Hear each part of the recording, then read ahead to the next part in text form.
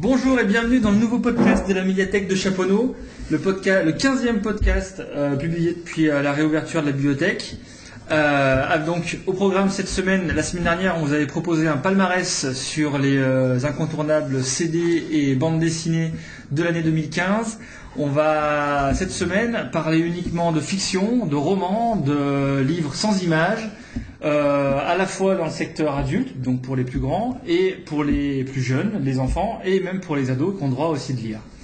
On va vous proposer donc une sélection avec Ève, Monique et Dominique qui vont vous présenter ce qu'elles ont pensé être le meilleur de cette année 2015. Avant de commencer, tout de même, je voulais vous rappeler que la bibliothèque va fermer le 25 décembre, évidemment, pour une semaine jusqu'au 2 janvier. Donc on sera ouvert le samedi 2 janvier, le lendemain du Nouvel An.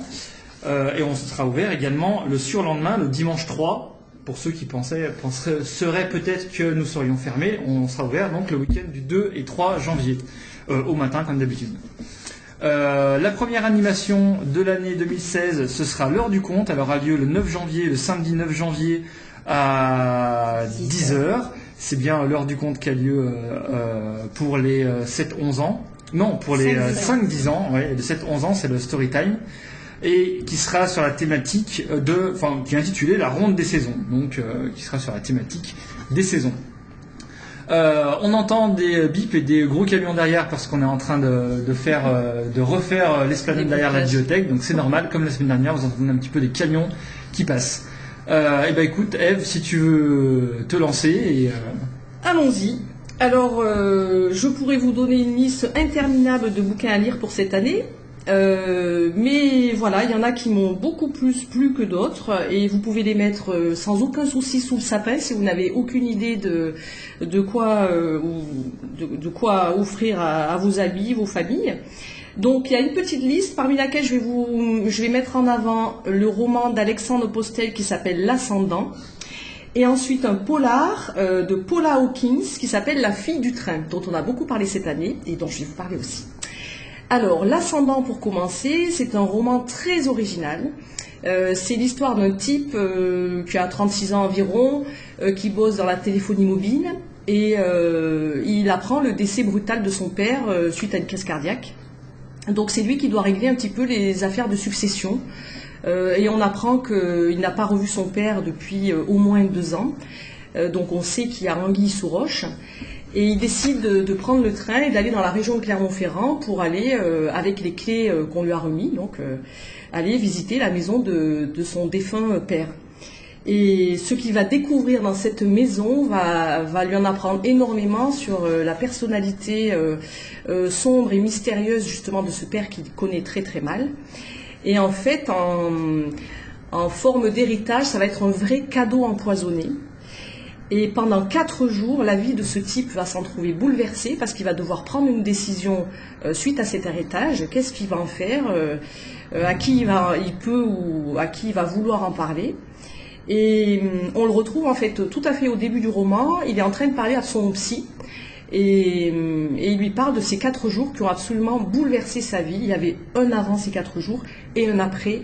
Découvrez vraiment ce que va être ce cadeau, mais en tout cas, ce cadeau montre bien l'ascendant du père sur son fils.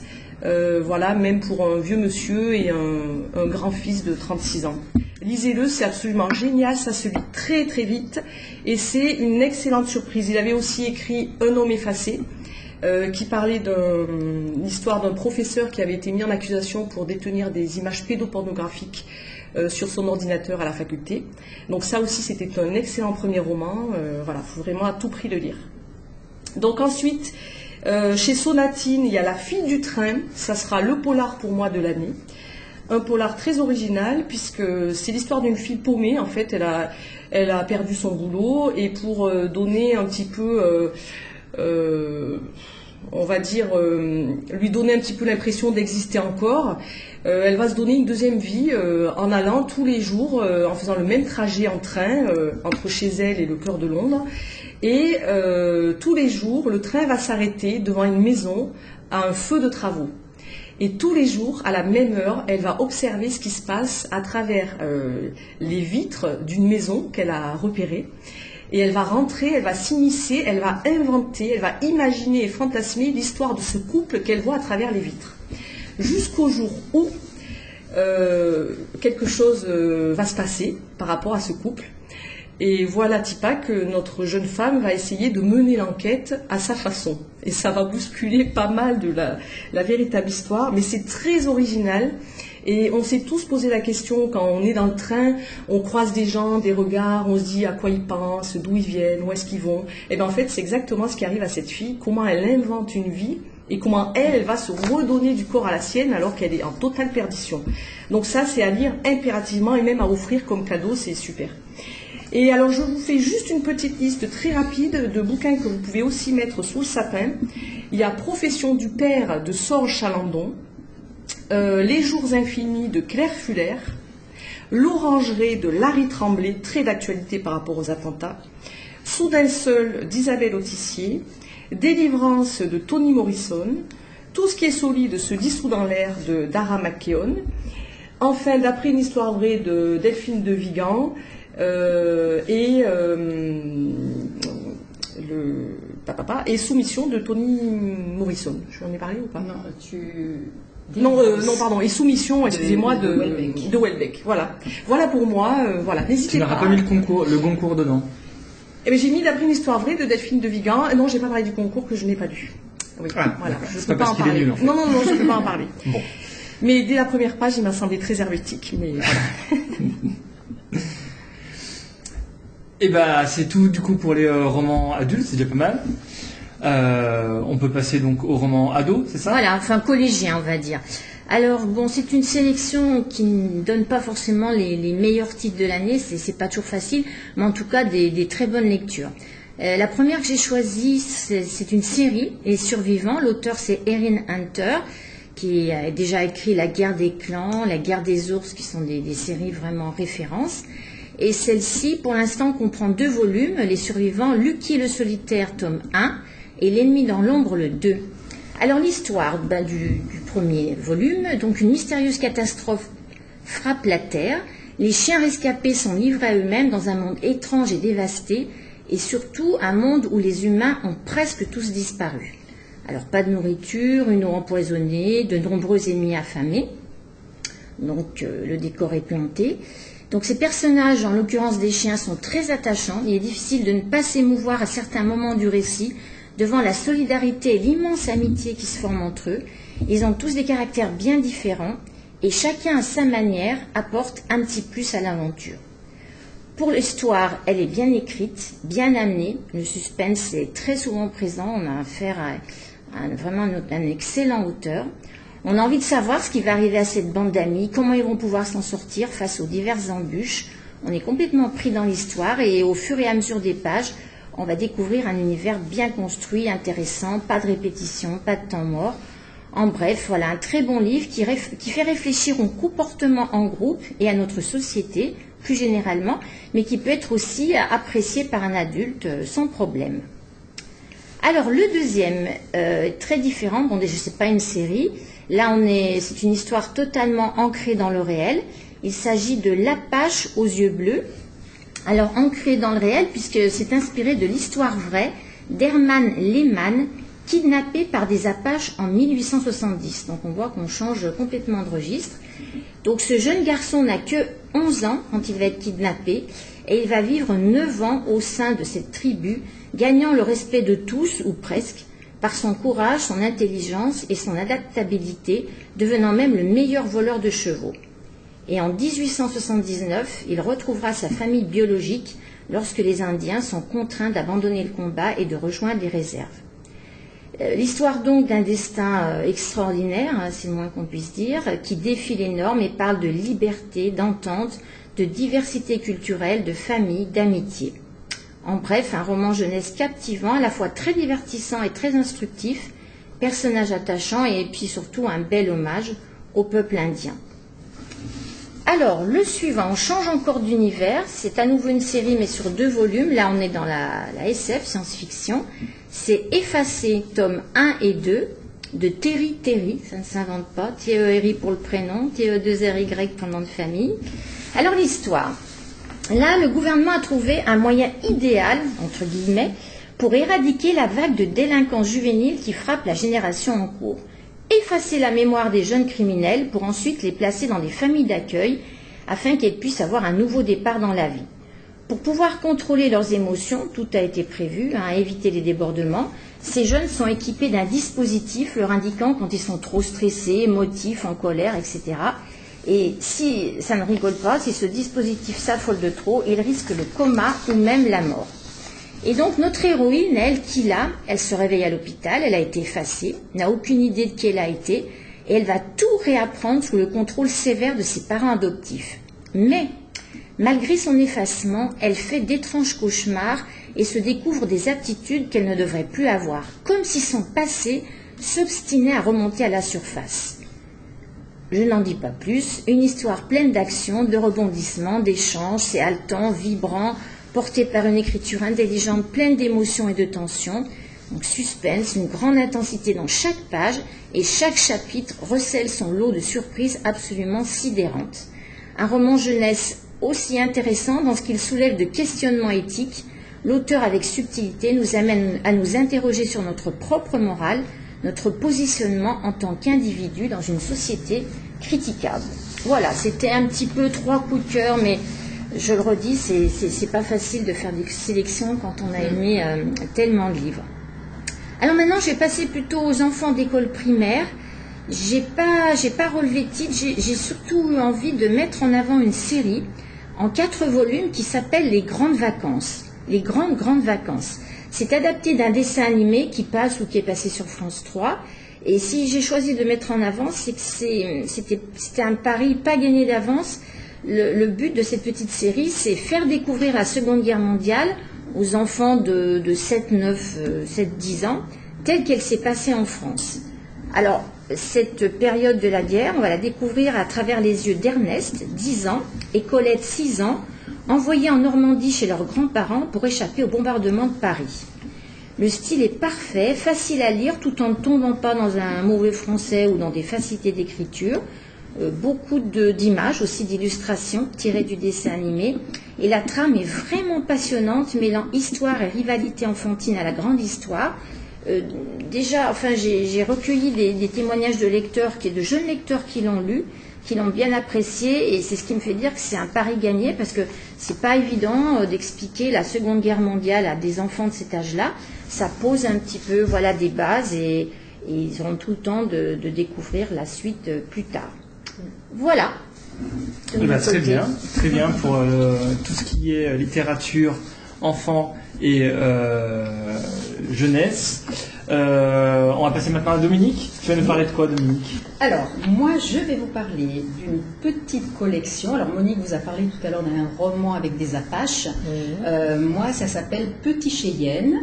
Donc, c'est une petite collection écrite par Michel Picmal. C'est un passionné d'histoire des Indiens. Donc, à travers ces petits romans, il nous fait découvrir donc la vie des Indiens, leur rapport à la nature. Et là, c'est des petits romans d'aventure, de rapports aussi entre filles et garçons. C'est pas inintéressant parce que donc on va suivre les aventures de Plume Noire, Longue Plume et Plume déplumée et de leur amie Feuille de Vent. Donc, il est question donc de nature, de chevaux, d'ours, d'aigles, avec des traditions donc qui sont rapportées, j'allais dire, de faits réels, très documentés, mais très très accessibles et surtout donc à partir de 6 ans. Moi, je vous les conseille. Donc, c'est une collection chez Hatier. En première lecture, donc très accessible parce que l'écriture est grosse, donc les phrases ne sont pas très longues et de très jolies petites illustrations. Donc voilà, cette collection Petit Cheyenne chez Hatier, vous la trouverez donc dans la bibliothèque au niveau des romans enfants première lecture. Ce sont ces romans avec la petite étiquette verte. Donc, pour l'instant, nous en avons 4, mais je vais en acheter d'autres parce que, voilà, c'est une petite série bien sympathique. Voilà pour les romans, les petits romans. Après, je vais vous présenter donc un premier album qui s'appelle Un soir de pleine lune dans mon jardin.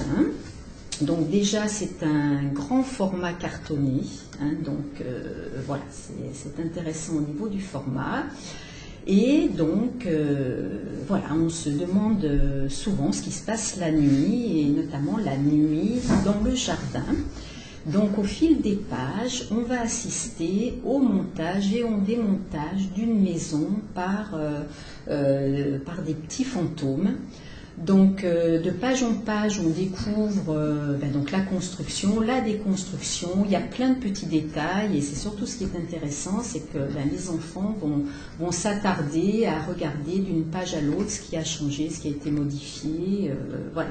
Donc, il y a des petites situations qui sont drôles, il y a un éléphant qui se promène, il y a un singe aussi, voilà. Et donc, pas de texte, et simplement, pour les enfants, une façon de s'amuser à découvrir une multitude de détails et de changements d'une page à l'autre. Voilà, des petits détails qui changent d'une page à l'autre dans cette construction et déconstruction. Voilà, Un soir de pleine lune dans mon jardin. Donc, il va se trouver, lui, dans les albums avec une étiquette rouge, hein. Voilà, donc facile à manipuler, cartonné, donc il risque rien. Voilà, pour les petits, amusant pour les petits. Alors, je vais vous présenter un autre album. Cette fois-ci, c'est un album que l'on va trouver, donc un album blanc, avec une étiquette blanche, qui s'appelle Ouf. Et alors celui-ci, c'est vraiment un coup de cœur. Parce que, pour deux raisons, parce que déjà au niveau des illustrations il est absolument magnifique, hein. Voilà, on découvre des fleurs pinceaux, des feuilles en arête, des troncs de femmes, des chats qui sourient, voilà. Et puis, donc il y aura deux lectures, hein. Il y a deux façons d'aborder ce livre. Une première, c'est la lecture, hein. C'est l'histoire d'un gland qui tombe d'un grand chêne, qui roule, qui dégringole, mais ouf, un caillou l'arrête. Et au fil des pages, donc, on a toujours cette exclamation, mais ouf, à la fin de chaque phrase. Donc, on a envie de découvrir la suite, bien sûr. Et un deuxième temps, donc, où il faut vraiment s'attarder sur chaque page et essayer de découvrir, voilà, l'illustration. Un bel hommage aussi à la nature et une jolie histoire et voilà, un petit peu de développement durable, un petit peu d'écologie, voilà. Donc, Ouf de Ghislaine Roman et de Tom Champ pour les illustrations. Vraiment à découvrir, un bel hommage à la nature. Et pour rester aussi toujours dans la nature, un autre album, voilà, aussi qui est vraiment un coup de cœur, qui s'appelle Tangapico. Donc avec l'histoire d'un jeune garçon, Marcus, qui doit rejoindre son papa en Amazonie et qui doit voyager 9 jours sur le fleuve Tangapico. Donc il n'est pas très très emballé de remonter le fleuve, hein. Il est tout seul, enfin bon, il a emmené quand même tout ce qui lui permettra de tenir le coup, c'est-à-dire sa Game Boy, son iPad, enfin toute la modernité qu'on peut connaître dans le sac des enfants actuellement. Et tout au long du voyage, donc il y a des escales, et lors de ces escales, la coutume est de faire du troc. Voilà, donc lui, eh bien, il va être obligé de se délester de tout ce qui lui tient à cœur, et donc il va s'apercevoir qu'effectivement, malgré tout, on peut vivre sans ça, et il va faire de belles rencontres. Et au final, voilà, c'est un beau voyage qui invite à la fois au rêve, qui invite à l'aventure. Là aussi, des illustrations magnifiques. Alors, petit clin d'œil au douanier Rousseau, hein, voilà, il y a vraiment plein de choses, plein de belles illustrations à découvrir. Et voilà. Et donc pour les enfants, je pense que ça peut être aussi une belle leçon de vie, voilà, de savoir que peut-être qu'il y a autre chose que tout ce qui est électronique et qui accompagne leur quotidien. Donc voilà, je le conseille aux parents et voilà, et j'espère que les enfants voilà, le découvriront aussi avec beaucoup de plaisir. Donc là, cet album-là donc, va se trouver au niveau des albums première lecture, c'est-à-dire des albums avec une étiquette verte. Donc déjà pour à partir de 6 ans, voilà, 6-7 ans. Voilà, donc Tanguy Picot. Voilà, et bien moi c'est mes petits coups de cœur du moment. Voilà, parce que c'est vrai que tout au long de l'année, il y en a plein d'autres, donc voilà, on vous les fera découvrir. Si à la zone plus, il suffit de demander à la bibliothèque. Voilà, tout à fait. Voilà, de nous demander des conseils, et c'est vrai qu'il y a vraiment plein de très beaux illustrateurs et très, très beaux auteurs qui font plein de belles choses pour nous petits.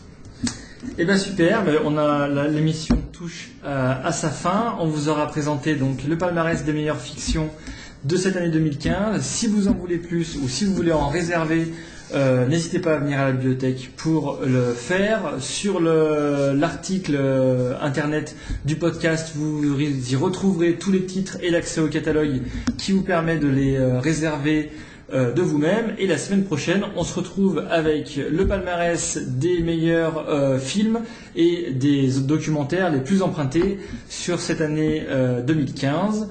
On vous retrouve donc la semaine prochaine, juste avant de fêter les fêtes de fin d'année habituelles. Voilà, je vous remercie d'avoir suivi ce podcast. On vous remercie d'avoir suivi ce podcast jusqu'à la fin. Et on vous dit à très bientôt à la bibliothèque. Bye bye et joyeuses fêtes. Voilà, et de belles fêtes à tout le monde.